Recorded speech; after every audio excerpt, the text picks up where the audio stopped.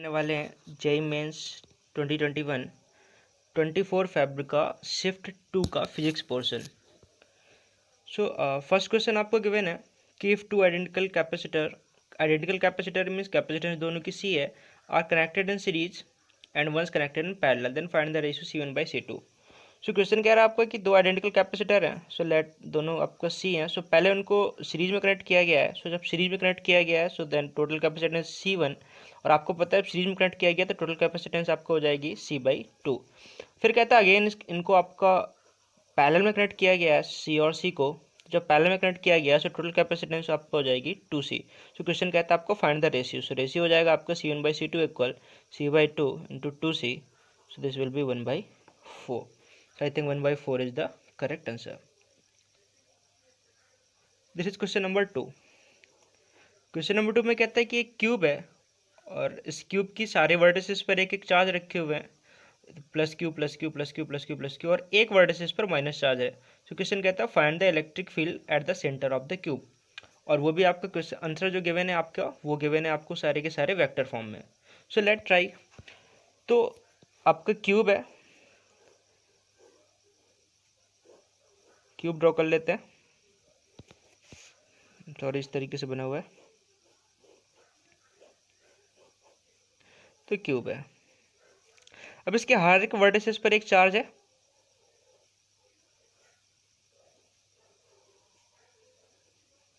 और एक वर्टिसेस पर माइनस क्यू है, और आपको सेंटर पर इलेक्ट्रिक फील्ड फाइंड करनी है। तो अगर आप देखो इलेक्ट्रिक फील्ड आपका पॉजिटिव चार्ज की होगी आउटवर्ड और नेगेटिव चार्ज की होगी इनवर्ड। तो अगर आपका क्यूब है ना, लाइक फर्स्ट एक आपका इधर सरफेस होगा, एक इधर एक इधर एक इधर एक इधर और एक इधर। तो अगर आप देखो ना, आपका सिमेट्री देखो आप किस तरीके से बन रही है कि अगर ये चार्ज आपको जो इस वर्टिसेस पर है ऊपर वाली के इधर साइड में और ये साइड में आपका, यानी कि इधर ये क्यू और ये क्यू देखो दोनों पॉजिटिव हैं। सो सेंटर पर इसकी इलेक्ट्रिक फील्ड होगी आउटवर्ड और इसकी होगी आउटवर्ड। सो दोनों आउटवर्ड आउटवर्ड आपका क्या हो जाएंगी, कैंसिल, तो जीरो हो जाएंगी। सेम में आपका इसकी इलेक्ट्रिक फील्ड कैंसिल, और आपका इसकी और इसकी इलेक्ट्रिक फील्ड कैंसिल, और इसकी और इसकी इलेक्ट्रिक फील्ड कैंसिल, क्योंकि सारे पॉजिटिव चार्ज आउटवर्ड बनाएंगे, एक दूसरे खत्म कर देंगे। जो नेट इलेक्ट्रिक फील्ड आएगी आपका, नेट इलेक्ट्रिक फील्ड आपको केवल दो चार्ज की वजह से आने वाली है, एक इस चार्ज की वजह से और एक इस चार्ज की वजह से, और सेंटर पर हमें वो इलेक्ट्रिक फील्ड जो है फाइंड करनी है। तो सेंटर पर जो इलेक्ट्रिक फील्ड आएगी दोनों चार्ज की वजह से वो हम निकाल लेते हैं। तो सेंटर पर इलेक्ट्रिक फील्ड आपको पता है एक चार्ज की वजह से इलेक्ट्रिक फील्ड का आपको जो फार्मूला है वो भी वेक्टर फॉर्म में ऑप्शन है। तो आपका फार्मूला होता है 1/4πε0 q r vector divided by r cube, ये आपका फार्मूला है। सो 1/4πε0। अब देखो क्या है आपका, पॉजिटिव नेगेटिव चार्ज किधर बनाएगा इलेक्ट्रिक फील्ड, इनवर्ड, और पॉजिटिव चार्ज किधर बनाएगा आउटवर्ड। सो दोनों सेम डायरेक्शन में, यानी कि ऐड हो जाएंगी। और आपको पता है कि जो सेंटर होगा वो आपका क्या होगा, इस वाले चार्ज से भी उतनी डिस्टेंस पर होगा और इस वाले चार्ज से भी उतनी डिस्टेंस पर होगा। सो आपका क्या होगा, आप एक की वजह से निकाल सकते हो और देन उसको 2 से मल्टीप्लाई करा दोगे, सो आपका नेट इलेक्ट्रिक फील्ड जो है वो आ जाएगी। सो ये विल बी 1/4πε0 चार्ज क्यू है।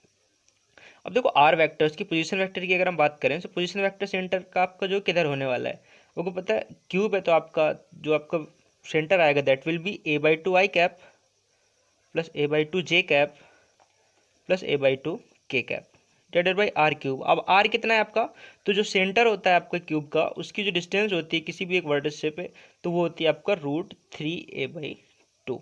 सो आपका आर हो जाएगा दैट विल बी √3a/2, √3/2। अब आपको पता है क्यूब है यहाँ पर। सो इसको जब हम सॉल्व करते हैं सो 1/4πε0 क्यू a/2 कॉमन हो जाएगा ऊपर से, सो this will B i cap plus j cap plus k cap divided by √3 का cube 3 √3 a cube by 2 cube 8। सो 2 8 खत्म, 4 खत्म, 4 से 4 खत्म, a से a स्क्वायर हो जाएगा आपका। सो this will B q by 3√3 pi epsilon not a square I cap J cap के कैप। और आपका एक चार्ज की वजह से आई, दोनों चार्ज की वजह से निकालना है, सो आप इसको करा दोगे 2 से मल्टीप्लाई। बट अगर डायरेक्शन देखो आप, सो नेट इलेक्ट्रिक फील्ड आपका इधर नेगेटिव आपको वर्टिसेस की तरफ जा रही है, so this electric field will be in negative direction. और वेक्टर आपको साइन के साथ लेना होगा। सो अगर आप ऑप्शन देखो सो आपका पहली बात तो 2Q, सो आप देखो सेकेंड फर्स्ट और फोर्थ में से कोई एक पॉसिबल है। तो नेट इलेक्ट्रिक फील्ड आपको नेगेटिव डायरेक्शन में आ रही है, so I think first is the correct answer. Okay, अभी नेक्स्ट क्वेश्चन देखते हैं। सो ये आपका नेक्स्ट क्वेश्चन है। आपका क्वेश्चन में कहता है कि आपको एक वेलोसिटी टाइम ग्राफ गिवन है, तो वेलोसिटी टाइम ग्राफ गिवन है और कहता है इनमें से कौन सा एक्सेलरेशन टाइम ग्राफ है। तो अगर आप देखो ना वेलोसिटी टाइम ग्राफ में, सो वेलोसिटी टाइम ग्राफ पहली चीज़ देख तो कन्फर्म है कि वेलोसिटी जो है आपका वो यूनिफॉर्मली डिक्रीज हो रही है और यूनिफॉर्मली इंक्रीज हो रही है। मीन्स आपका एक्सेलरेशन क्या है, आपका वो एक्सेलरेशन जो है वो यूनिफॉर्म होने वाला है, एक्सेलरेशन चेंज नहीं होगा। मीन्स आपका सेकेंड और फोर्थ ग्राफ तो बिल्कुल सही आपका जो है वो गलत हो जाते हैं। फर्स्ट में देखो आप वेलोसिटी आपका घट रही है, means acceleration is negative. So आपका थर्ड देखो आप, शुरुआत में acceleration negative and then acceleration is positive. So third is the right answer. So next question आपको गिवन है, कहता है कि two stars are rotating about their common centre of mass. तो find the period of revolution of mass m about centre of mass. तो कहता है आपका रोटेट कर रहे हैं स्टार्स, टू एम और एम उनके मासेस इन डिस्टेंस है। तो कहता है find the period of revolution of mass m. तो आपको जो मास एम है उसका पीरियड ऑफ रेवोल्यूशन फाइंड करना है। तो सेंटर ऑफ मास के अराउंड जब रोटेट कर रहे हैं तो पहला काम तो हमारा होगा कि आपका इसका सेंटर ऑफ मास फाइंड करते हैं। तो सेंटर ऑफ मास फाइंड करते हैं। सो मासेस आपको गिवन है, एक आपका 2m है और दूसरा m है, डिस्टेंस है d। सेंटर ऑफ मास कैसे फाइंड करते हैं, मान लेते हैं कि आपका सिस्टम जो है एक पॉइंट आपका ओरिजिन पे है, this will B 0,0, this will B d,0।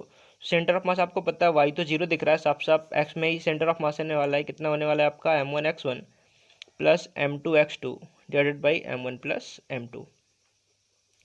तो m1 2m बट x1 है 0, सो मैं डायरेक्ट इसको पुट करता हूँ m इंटू डी। तो d डिवाइडेड बाई m1 कितना है 2m और m2 m। This will B md divided by 3m। तो ये खत्म। सो this will B d by 3। तो centre of mass d by 3 है। तो यानी कि आपका क्वेश्चन जो कह रहा है के अंदर टाइम पीरियड पूछ रहा है आपका मास m का। तो आपको जो m मास है ये d बाई 3 है, तो ये कितने रेडियस के पाथ में मूव करेगा, टोटल d था, सो this will B 2d by 3। So 2d by 3 के पाथ पर जो है ये रिवॉल्व करेगा। सो अगर 2d बाई 3 रेडियस के पाथ पर रिवॉल्व करेगा, इट मीन्स जो सेंट्रीपिटल फोर्स है आपका m r omega square that will be equal to the, कौन मिलेगा यहाँ पर सेंट्रीपिटल फोर्स देगा कौन, तो सेंट्रीपिटल फोर्स यहाँ पर जो मिलने वाला है आपको, मिलने वाला है दोनों के बीच का जो ग्रेविटेशनल एक्सेलरेशन है, that will be g into 2m into m divided by r square. R कितना, डिस्टेंस कितनी है d स्क्वायर। अब आर आपके कितने रेडियस के पाथ पर रिवॉल्व कर रहा है, सो हमने क्वेश्चन सॉल्व किया 2d बाई 3 रेडियस के पाथ पर रिवॉल्व कर रहा है, into g into 2m into m divided by d square. So m cancel आपका और 2m सॉरी है, सो 2 से 2 cancel. So omega square will be equal to 3g m divided by d cube. So omega will be equal to root 3gm by d cube। अब omega क्या होता है आपका 2 pi t, so equal root 3gm by d cube. तो जब आप t find करते हो सो दैट विल बी, क्या कर देना है हमें t आपका, तो t निकालने के लिए क्या करते हैं, दोनों साइड पहले पलट देते हैं। चलो, so this will be, so t will be equal 2 pi root d cube by 3gm। So आपका सॉरी यहाँ पर आपका जो है, हाँ ठीक है, 2 pi root d cube by 3gm। So आपका जो है I think first is the correct answer. Next question देखते हैं। तो ये आपका क्वेश्चन है, तो क्वेश्चन आपका कुछ इस तरीके से गिवन है, this is 6 volt battery, 2 ohm, 4 volt battery, 8 ohm और XY। तो कहता है question find Vx minus Vy आपको फाइंड करना है। So Vx minus Vy find करने की कोशिश करते हैं। तो सर्किट बनाते हैं इधर। So this is 6 volt, 2 ohm, this is 4 volt, polarity mind में रखना है, और ये so this is X, this is Y। तो दिस इज 6 वोल्ट सॉरी। तो आपको Vx माइनस Vy फाइंड करना है। तो Vx माइनस Vy अपन फाइंड कर सकते हैं, क्या कर सकते हैं इसमें, अगर आपका करंट पता चल जाए तो इजीली जो है फाइंड हो जाएगी। तो हम क्या करते हैं, क्रिचॉफ लगा देते हैं, करंट फ्लो कर देते हैं, लेट आई करंट जो है सर्किट में फ्लो हो रही है। तो आई करंट जो सर्किट में फ्लो हो रही है, सो कितना हो जाएगा आपका, अगर आप क्रिचॉफ अप्लाई करो इधर से, सो क्रिचॉफ जब अप्लाई करते हो सो इधर से आप चल लो, so this will be 8i, current की डायरेक्शन में जा रहे हैं हम, so 8i plus 4 plus 2i minus 6 equal 0। तो ये हो गया आपका 10i minus 2 equal 0। So I will be equal 2/10 means 0.2 ampere. तो आई आपका हो गया 0.2 एम्पियर। सो आपका करंट जो फ्लो हो रही दैट इज 0.2 एम्पियर। तो इसके अक्रॉस पोटेंशियल डिफरेंस कितने वाला है 1.6। तो अगर यहाँ से यहाँ तक हम टोटल पोटेंशियल डिफरेंस देखें कितना होने वाला है आपका, क्वेश्चन में आपका पूछा हुआ है। सो आप यहाँ से देखो अगर पोटेंशियल डिफरेंस यहाँ पर होने वाला है आपका 1.6 और यहाँ पर होने वाला है +4। So this will be 5.6 volt. So I think 1 is the correct option. Next question कहता है आपका if work equal alpha into beta square into e⁻⁻x² divided by alpha k t, here k is Boltzmann constant and t is temperature, then find the dimension of beta. So question है आपका W equal given है alpha beta square e⁻⁻x² by alpha k t. अब आपको पता है आपको क्या करना है, डायमेंशन फाइंड करना है ये। तो अगर आप अल्फा की डायमेंशन किस तरीके से फाइंड कर पाओ, तो क्योंकि आपको देखो ई की पावर में है ये तो डायमेंशनलेस पूरा होगा। तो अगर आप किसी तरीके से अल्फा की डायमेंशन फाइंड कर पाओ तो बीटा की डायमेंशन फाइंड करना आसान हो जाएगा। अल्फा की डायमेंशन फाइंड करने के लिए हम इसका यूज करते हैं, देखो सो this will B -x² by alpha k T, और आपको पता है ये डायमेंशनलेस होगा ई की पावर में, this will be equal to 1। x is distance, this will be L2 by k is Boltzmann constant, और बोल्टेजमैन कांस्टेंट की डायमेंशन आई थिंक आपको पता होगी ml2 t-2 k-1 और into T equal alpha. So यहाँ से आपका अल्फा की डायमेंशन आ जानी है, देन वर्क की डायमेंशन पुट करेंगे ml2 t-2 इक्वल अल्फा की डायमेंशन यहाँ से निकाल करके पुट करेंगे और इंटू बीटा स्क्वायर। तो सॉल्व करके आपको बीटा की डायमेंशन इजीली जो है यहाँ से फाइंड हो जाएगी। ठीक है, नेक्स्ट क्वेश्चन है आपका कहता है zener diode is connected, so find current in 2 kilo ohm resistor. Zener diode connected है। अब देखो 10 वोल्ट है, आपको पता है कि आप 5 वोल्ट से ज़्यादा कितना भी अप्लाई करो ना इसके अक्रॉस, 5 वोल्ट से ज़्यादा कितना भी अप्लाई करो, आपका जेनर डायोड 5 वोल्ट पे क्या होता है इसका ब्रेकडाउन हो जाता है। सो 5 वोल्ट पे ब्रेकडाउन होने का मतलब इसके एंड के अक्रॉस जो मैक्सिमम आपका रहने वाला है voltage that will B 5 volt. तो आपका पैरेलल में इसके अक्रॉस भी क्या हो जाएगा 5 वोल्ट। सो सीधे सीधे आपको आई फाइंड करना है, सीधे से आपको फॉर्मूला लगाना है आई इक्वल V/R। वी आपको पुट करना है 5 वोल्ट और आर आपको देना कितना 2 किलो ओम। सो आप जैसे डिवाइड कराते हो सो आपका जो सीधा सीधा आंसर आ जाएगा 5/2, so that will be 2.5 milli ampere. तो आपको 1 is the correct answer. Second कहता है intensity after passing through polaroid is 100 lumen, now this same polaroid is rotate by 30 degree about its axis, then new intensity. तो आपको देखो क्या है, question में थोड़ा सा कंफ्यूज कर रखा है। आपको कहता है जो पोलराइड है आपका जब उससे पास कराया जाता है लाइट को तो उसकी जो इंटेंसिटी दैट इज 100 ल्यूमेन। कहता है इसको रोटेट कराने से आपका कितनी हो जाएगी। तो आपको पता है रोटेट कराने से चेंज आता है, जब आपका जो दूसरा पोलराइड रखा होता है तब आप उसको रोटेट कराते हो तब आपका इंटेंसिटी भी चेंज आता है, लॉ ऑफ मेलस आप अप्लाई करते हो। बट यहाँ पर आप पहले वाले को ही रोटेट कराओ, सो पहले वाले को रोटेट कराने से आपका कोई भी चेंज नहीं आने वाला। सो आपका जो answer will be same 100 lumen. Next कहता है 4 particle each of mass 1 kg and equidistant from each other move along a circle of radius 1 meter under the action of their mutual gravitational attraction. The speed of each particle is। ठीक है, सो solve करते हैं। Question कहता है आपका 4 particles हैं, हर एक का मास 1 kg, मासेस हैं, इक्विडिस्टेंस है, एक सर्किल पर रिवॉल्व कर रहे हैं, जो आपका सेंटर से डिस्टेंस है मीन्स जो रेडियस है दैट इज 1 मीटर।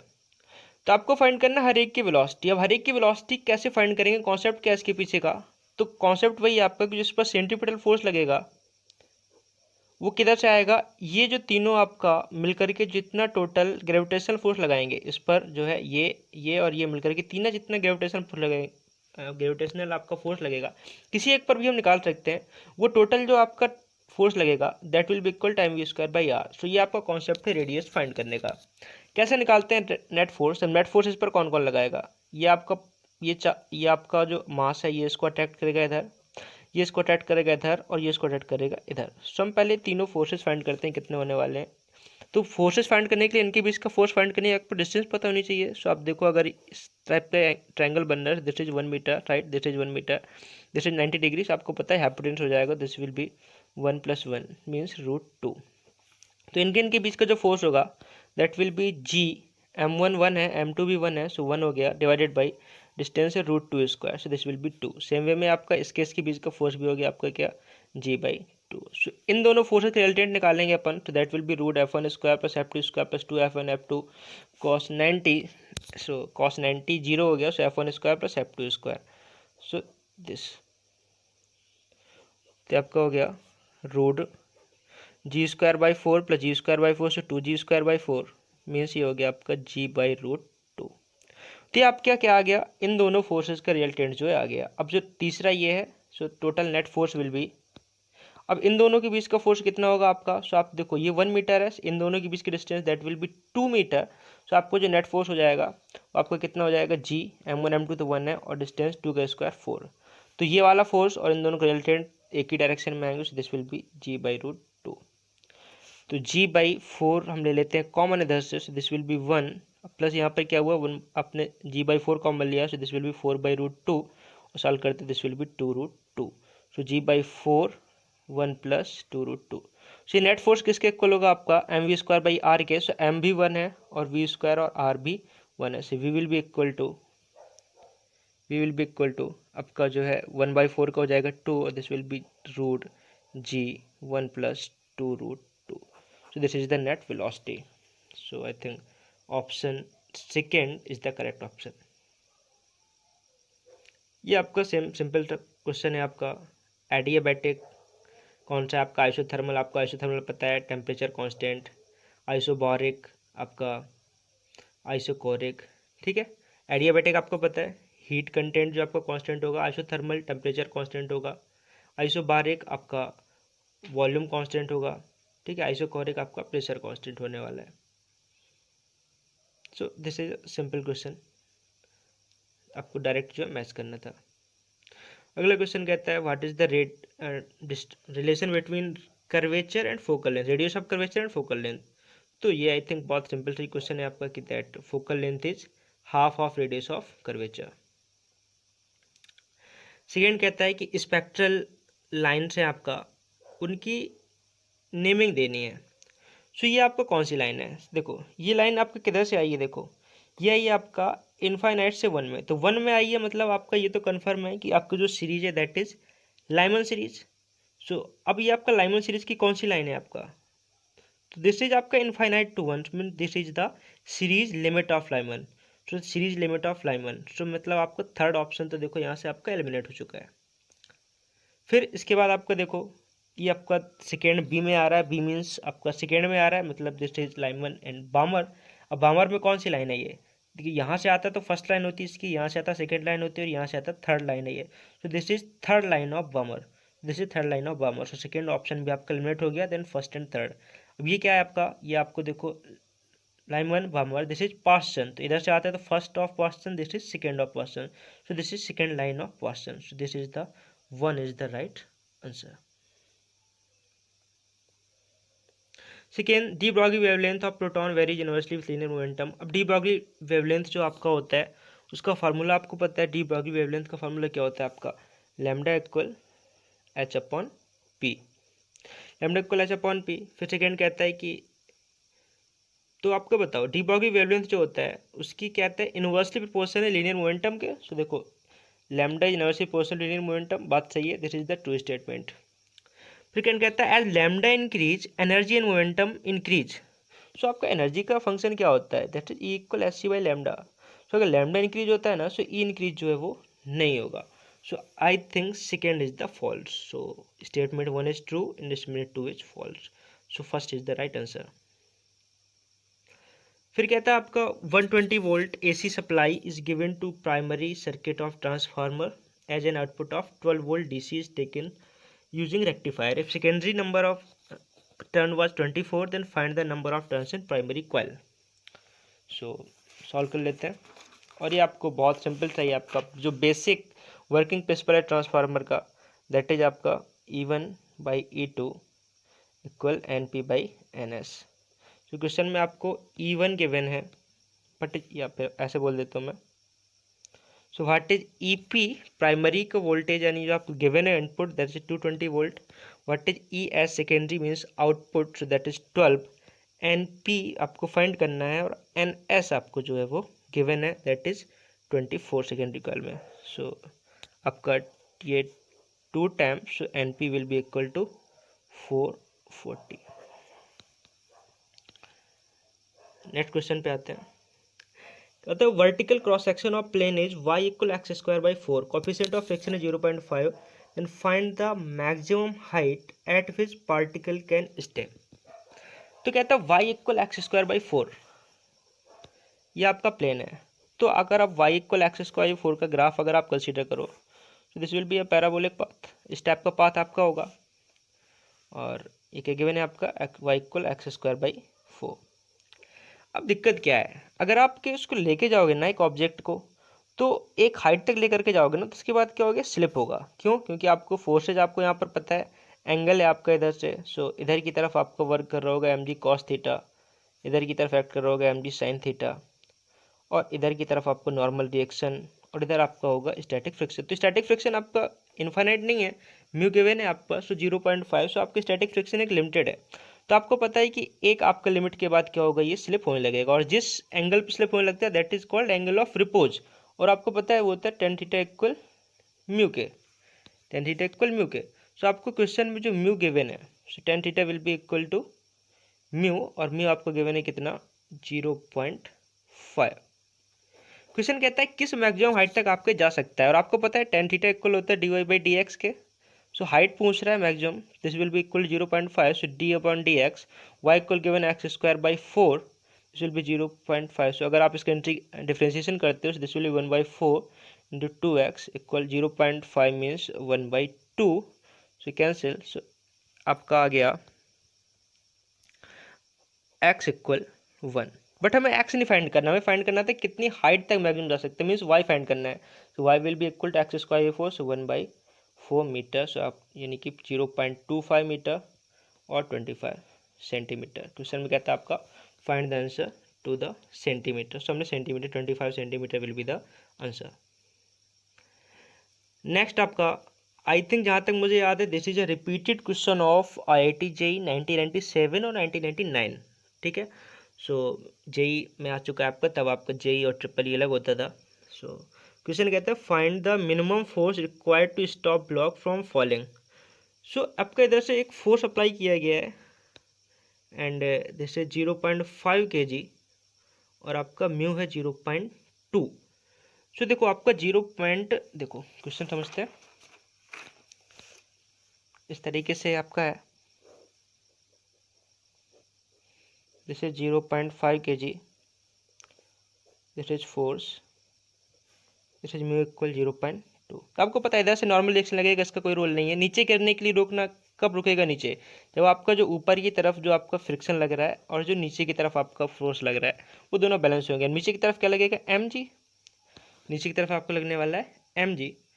तो mg की वैल्यू आपको क्वेश्चन में गिवन है 10, तो m given 0.5, so mg should be equal to frictional force, mg should be equal to frictional force. So frictional force आपको कितने वाला है, mg equal that will be mu into जो भी आपका फोर्स ऊपर की तरफ लगने वाला है f।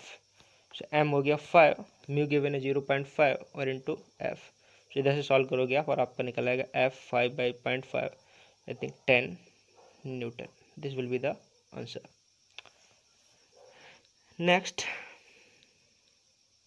नेक्स्ट आपका कहता है question, two identical particles of same mass are shown just before collision.